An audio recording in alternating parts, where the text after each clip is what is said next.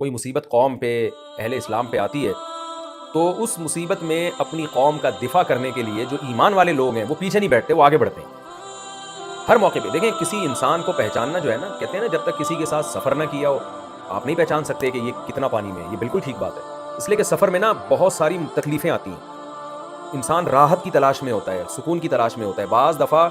اس کو سکون کی تلاش میں اپنے ساتھیوں کو بے سکون کرنا پڑتا ہے۔ ایسے موقع پہ جو اپنے دوست احباب کو ترجیح دیتا ہے کہ بھئی آپ یہ سیٹ لے لیں، آپ یہ کھا لیں، میں بھوکا رہ جاؤں، یہ اس کی علامت ہوتی ہے کہ یہ شخص اللہ اس کے رسول پر ایمان رکھتا ہے، کہ مشکل چیز میں یہ ساتھیوں کے ساتھ تعاون کر رہا ہے۔ تبوک میں بھی تو ایسا ہی تھا نا، انتہائی شدید لڑائی تھی، منافقین جو صحابہ کا دوست ہونے کا دعویٰ کیا کرتے تھے ایسی لڑائی میں ان کو پیچھے چھوڑ کے بیٹھ گئے۔ تو قرآن کہہ رہا ہے کہ جو ایمان والے لوگ ہیں، یعنی غیرت والے لوگ ہیں، ایمان اور آخرت پر یقین ہے، وہ کبھی بھی ایسے مشکل موقع پہ اپنی قوم کا ساتھ نہیں چھوڑتے۔ تو آج بھی یہی اصول ہے، جو مشکل موقع پہ اپنے دوستوں کا، اپنے قریبیوں کا، اپنے رشتہ داروں کا ساتھ چھوڑ دے اور اپنی خواہشات کے پیچھے لگ جائے، یہ اس کی علامت ہے کہ یہ شخص ایمان والا نہیں ہے۔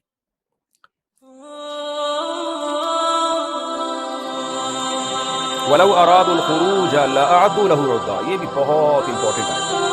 قرآن کہہ رہا ہے یہ جو منافقین آپ کے پاس آ رہے ہیں کہ ہم تبوک میں نہیں جا سکتے، یہ مسئلہ وہ مسئلہ، قرآن کہہ رہے ہیں ان کے جھوٹے ہونے کی بڑی دلیل کیا ہے کہ اگر ان کا پہلے سے تبوک میں جانے کا پروگرام ہوتا تو یہ تیاری کرتے۔ اس سے صاف پتہ چلتا ہے کہ جو نیرے دعویٰ کرتا ہے نا، دعوے کرتا ہے اور کہتا ہے کہ میں نیک بننا چاہتا ہوں، لیکن اس کے لیے عملاً کوئی کچھ تیاری نہیں کر رہا، اس کا مطلب وہ جھوٹ بول رہا ہے۔ آج اہل اسلام میں اکثریت ان لوگوں کی ہے جو کہتے ہیں ہم جنت میں جانا چاہتے ہیں لیکن جنت کی پریکٹیکلی تیاری نہیں کرتے۔ کتنے نوجوان میرے پاس آتے ہیں کہ ہمیں فحش فلمیں دیکھنے کی عادت ہے، ہمیں بدنظری کی عادت ہے، میں ان سے کہتا ہوں آپ اپنے اوپر جرمانہ رکھو، آپ سزا رکھو اپنے اوپر، وہ سزا نہیں رکھتے، وہ کہتے ہیں یار ہم چھوڑنا چاہتے ہیں، چھوڑتی نہیں ہے۔ اس کا مطلب آپ چھوڑنا چاہتے ہی نہیں ہیں، اس لیے کہ ایک تجربے سے ایک چیز ثابت ہے، علماء صلحاء بار بار بتاتے ہیں کہ جب آپ سے کوئی گناہ ہو آپ اپنے آپ کو سزا دیں، متعین کریں، تاکہ آئندہ اس گناہ کرتے ہوئے 10 دفعہ سوچنا پڑے آپ، لیکن آپ اپنے آپ کو نہ کوئی سزا دے رہے ہو، نہ کوئی پنشمنٹ ہے، کچھ بھی نہیں ہے، نہ کوئی جرمانہ ہے، نہ نوافل پڑھ رہے ہو، کوئی سزا ہی نہیں اپنے لیے آپ نے رکھی ہوئی، اور بس آپ کو بس یہ کہ یار مجھ سے گناہ نہیں چھوٹ رہا، مجھ سے برائی نہیں چھوٹ رہی۔ اس کا مطلب قرآن کہہ رہا ہے لو اراد الخروج لاعدوا له عدۃ، کسی کام کا ارادہ کرتے تو اس کے لیے تیاری کرتے، پریکٹیکلی تیاری، عملاً تیاری۔ تو اکثریت مسلمانوں کی ایسی ہے، جنت میں جانا چاہتی ہے، جنت کے لیے تیاری نہیں ہے،